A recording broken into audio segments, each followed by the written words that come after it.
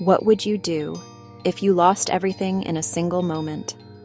It's a question that haunts the quietest corners of the human heart, a fear we push away, hoping it never comes to find us.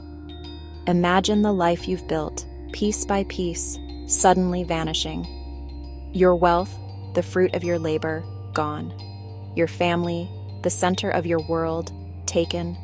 Your health, the very vessel of your being, broken. Your future, once a clear and open road, now a path shrouded in impenetrable fog. In the ancient scriptures, there is a story that confronts this terror head-on. It's the story of a man who experienced exactly that. His name was Job, and his account, preserved for millennia, is not a simple tale of tragedy. It is a profound exploration of faith, suffering, and the very nature of justice. But the most shocking part of his story is this: he didn't lose everything because he was evil or because he had turned his back on his beliefs. He lost everything even though he was righteous. This is where the story truly begins. To understand the depth of Job's loss, we must first appreciate the height from which he fell. The book of Job introduces him as a man of immense stature, living in the land of Uz. He was, the text says, blameless and upright, one who feared God and turned away from evil. His life was a portrait of peace and prosperity. He was a devoted family man, blessed with 7 sons and 3 daughters. His home was filled with the sounds of life and celebration. He was also a man of staggering wealth, described as the greatest of all the people of the East. His fortune wasn't in gold coins locked in a chest, but in living, breathing assets. Thousands of sheep, camels, and oxen, tended by a legion of loyal servants. His fields were fertile, his influence was vast, and his reputation was spotless. He was a pillar of his community, a man whose wisdom was sought and whose integrity was admired by all. But the story then shifts from the dusty plains of Uz to a realm beyond human sight. The narrative opens a curtain to a heavenly council, a cosmic stage where the nature of human faithfulness is put on trial.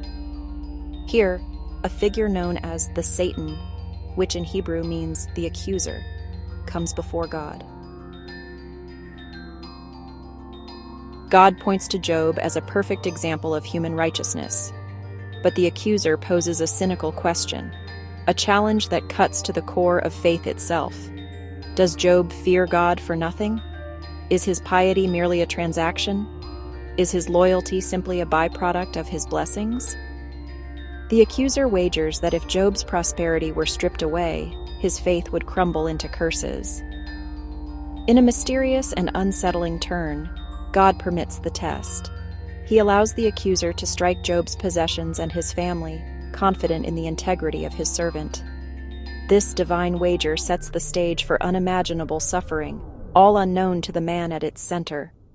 The storm of calamity breaks upon Job with breathtaking speed and cruelty. One after another, messengers arrive, each bearing news of a fresh disaster, their words tumbling over each other in a cascade of horror. First, a messenger reports that raiders have stolen his oxen and donkeys and slaughtered his servants. Before he can even finish speaking, another arrives. Fire, he gasps, has fallen from the sky, consuming all of Job's sheep and the shepherds who tended them. The foundations of his wealth are being systematically dismantled. Then comes the third blow. Another band of raiders has carried off his camels, the cornerstone of his livelihood. But the final messenger brings the most devastating news of all. A mighty wind swept in from the desert and struck the house where his 10 children were feasting. The home collapsed, and all of them were gone. In a single day, Job is stripped of his wealth, his legacy, and his beloved children. Yet, even after this, Job's faith holds. He mourns, he grieves, but he does not curse God. The accuser, however, is not finished. He argues that Job still has his own health. Skin for skin, he claims. A man will give all he has for his own life. And so, a second test is permitted. Job is afflicted with painful sores from the soles of his feet to the crown of his head. Now, he has lost everything: his wealth, his family, and even the integrity of his own body. Sitting in ashes, scraping his wounds, Job is a picture of utter desolation. It is here that his three friends, Eliphaz, Bildad, and Zophar, arrive. Seeing his suffering, they sit with him in silence for 7 days and 7 nights, a powerful act of solidarity. But when the silence is finally broken, their comfort turns to condemnation. They operate on a simple, rigid principle: God is just. Therefore, suffering must be a punishment for sin. Since Job is suffering immensely, he must have committed some great hidden sin. Eliphaz suggests Job is being disciplined. Bildad insists that God does not pervert justice.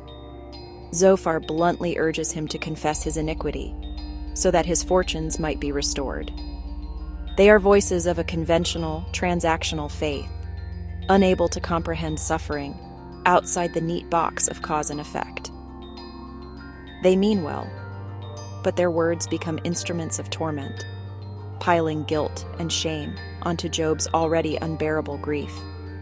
Job, in turn, defends his integrity, crying out against their false accusations and wrestling with a God who feels both distant and hostile. After the three friends fall silent, a younger man named Elihu, who had been listening to the entire debate, finally speaks. He is angry with Job's friends for failing to provide a real answer, and he is angry with Job for justifying himself rather than God. Elihu offers a different perspective. He doesn't accuse Job of specific hidden sins like the others. Instead, he suggests that suffering is not always punitive. Sometimes, he argues, it can be corrective and educational. It can be a way for God to get a person's attention, to save them from pride, and to draw them into a deeper relationship with him. Elihu's words act as a bridge, shifting the conversation away from the cycle of accusation and defense, and preparing the way for a voice far greater than his own.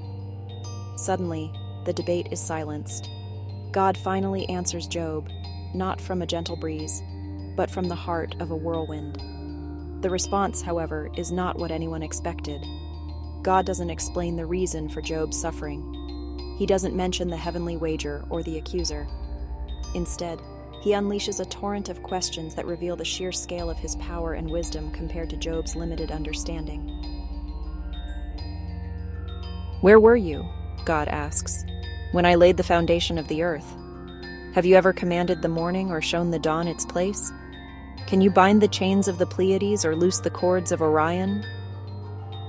Through a majestic tour of creation, from the depths of the sea to the vastness of the cosmos, from the wild mountain goat to the mighty behemoth, God demonstrates that he is in control of a universe far more complex and mysterious than Job could ever imagine. The point is not to crush Job, but to humble him, to shift his perspective from his own suffering to the infinite wisdom of the Creator who presides over it all. In the face of this divine revelation, Job's arguments and demands for justice dissolve. He doesn't get an explanation, but he gets something far more profound: a direct encounter with God. He replies with humility, "I had heard of you by the hearing of the ear, but now my eye sees you." He repents, not for a sin he committed, but for the arrogance of questioning a wisdom so far beyond his own.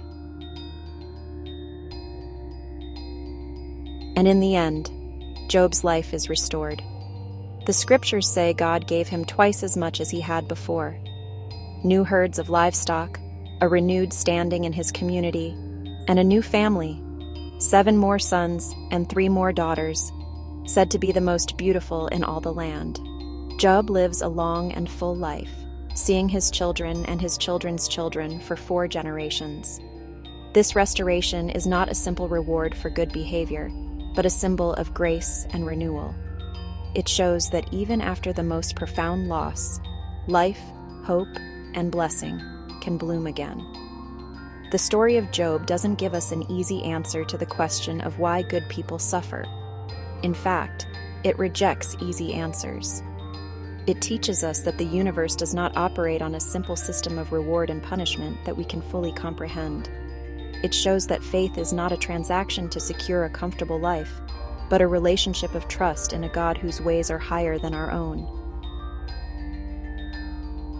It is a powerful lesson on endurance, humility, and the kind of faith that can withstand the fiercest storms of life, not because it understands everything, but because it trusts the one who holds everything together.